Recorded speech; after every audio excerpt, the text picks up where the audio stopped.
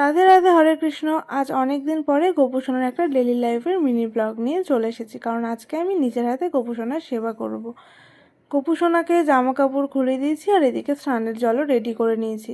তারপরে গোপুসোনার বসা জায়গাটা একটু পরিষ্কার করে আসনটা সুন্দরভাবে পেতে নিলাম। এখন স্নান করাবো। এখন যেহেতু এত বেশি গরম পড়েছে, তাই একটু বেশি টাইম ধরে গোপুসোনাকে ভালো মতো স্নান করাই। স্নান করিয়ে আজকে এই জামাটা পরিয়েছি। এত গরমে ভারী জামা তো পরাই না, আর আজকে হলো একটু বেশি হালকা জামা পরাই। তাই এই জামাটা পরিয়ে হাতে বাসিতে সুন্দরভাবে বসিয়ে দিয়েছি। তারপরে ভোলে আবার মাথাতে জল ঢাললাম। তারপরে সব ভগবানের মুখটা ভালো মতো মুছে দিলাম। এত গরমে আমার মনে হয় প্রতিদিনই সবার মুখটা মুছে দেওয়া প্রয়োজন।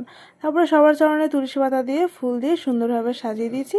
আর এখন এক এক করে গোপুসোনা, রাধাকৃষ্ণ, মা লক্ষ্মী সবাইকে আতর মাখিয়ে দিলাম। তারপরে ভগবানকে আয়না দর্শন করিয়ে ভোগ নিবেদন করেছি। আজকে মিনি ব্লগটা কেমন লাগলো কমেন্ট করে জানিও।